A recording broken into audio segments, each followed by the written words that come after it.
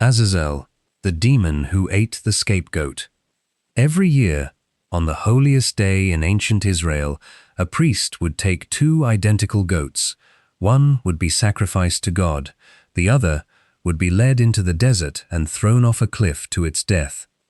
That second goat had a name attached to it, not God's name, a different name, Azazel. Who, or what, was Azazel? According to one of the strangest, most forbidden texts in religious history, Azazel wasn't just a wilderness demon waiting for a goat. He was once an angel, a watcher, and what he did to earn that goat's blood is one of the darkest stories the Bible almost told. This is the story of Azazel, according to the book of Enoch. Before we get to Azazel, you need to understand where this story comes from. The book of Enoch is an ancient Jewish text attributed to Enoch, the great-grandfather of Noah the man, who, according to Genesis, walked with God and never died, but was simply taken. It's not in the Bible you probably grew up with.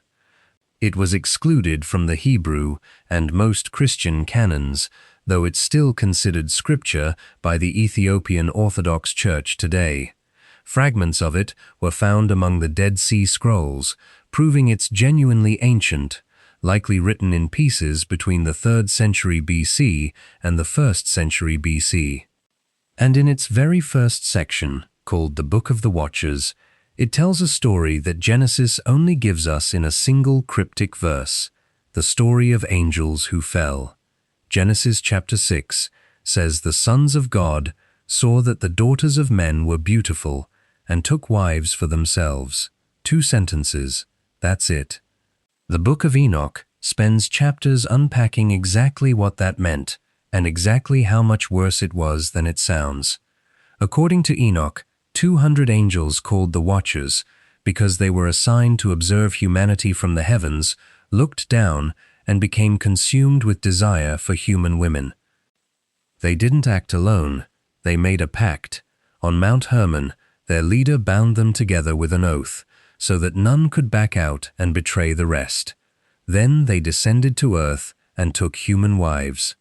The offspring of these unions were the Nephilim giants, described as monstrous, consuming everything in sight, eventually turning to devour humans themselves once ordinary food ran out.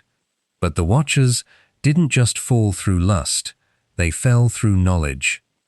And this is where Azazel enters the story, because among the 200 fallen angels, he wasn't just a participant, he was a ringleader. Azazel, the teacher of sin, the book of Enoch, names 10 leaders among the Watchers, and Azazel is singled out again and again as the worst offender. What did he actually do? He taught. Azazel taught men how to forge swords, knives, shields, and breastplates, the tools of war. Before Azazel, humanity apparently had no real technology for organized violence. Enoch blames him directly for introducing bloodshed as an industry. But he didn't stop at weapons. Azazel taught women the art of seduction, how to use metals, cosmetics, and jewelry to beautify themselves, to paint their eyes, to adorn themselves in ways the text frames as tools of corruption and vanity. In short, Azazel is credited with giving humanity the ability to kill each other more efficiently, and the desire to seduce and deceive one another more effectively.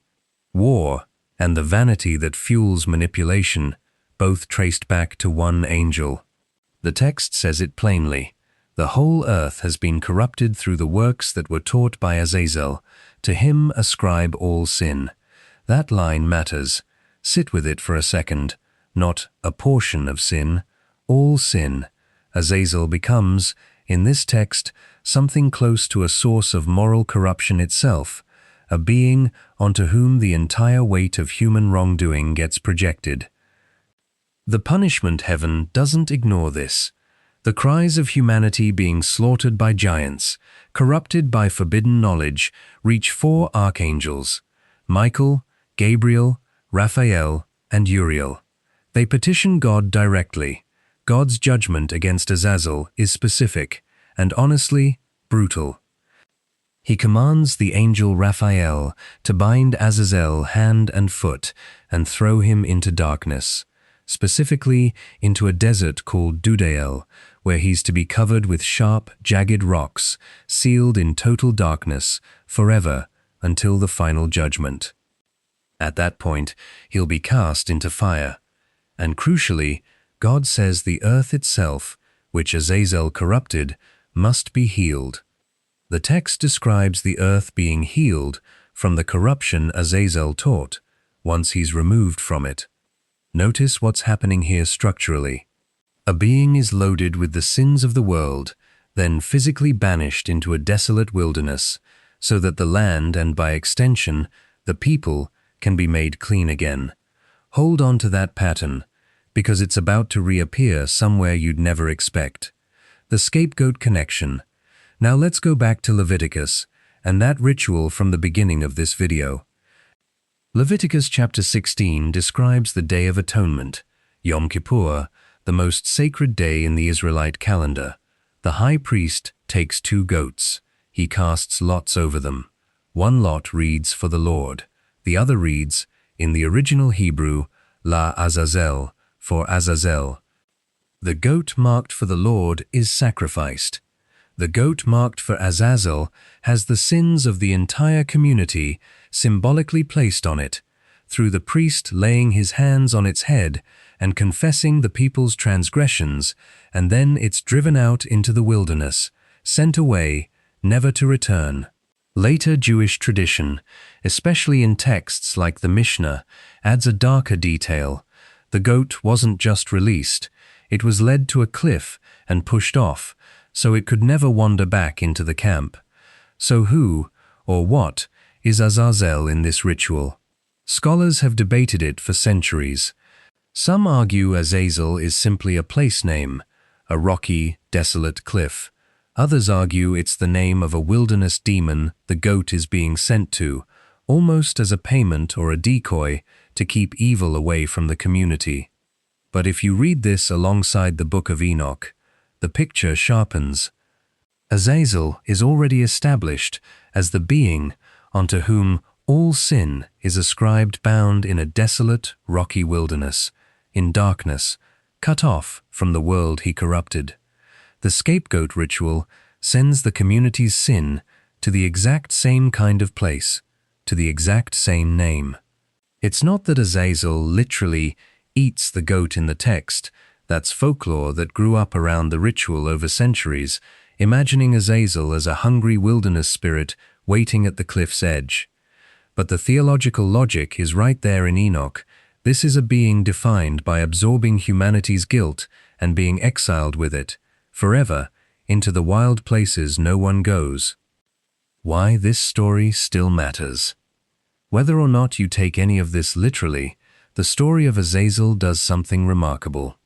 It gives ancient people a way to physically externalize guilt, to take something invisible and unbearable, collective wrongdoing, and load it onto a body, and watch that body walk away into a place you'll never have to look at again. That's a deeply human needs trait. We still do versions of it today. Blame, scapegoating, the search for a single figure to carry the weight of a group's failures. The word scapegoat itself, in English, exists because of this exact story. When William Tyndale translated the Bible into English in the 1500s, he rendered Azazel as the goat that escapes, the scapegoat. Scapegoat. So every time you hear that word used today, someone being made a scapegoat for something they didn't fully cause, you're using a phrase that traces directly back to a fallen angel, bound in darkness in a desert called Dudael, carrying the sin of the world on his back. The Book of Enoch never made it into most Bibles, but stories like this one shaped language, ritual, and theology for thousands of years anyway. If you want more deep dives into the texts that almost made it into Scripture but didn't subscribe, and let me know in the comments, should we cover the Nephilim next, or the other fallen watchers? See you in the next one.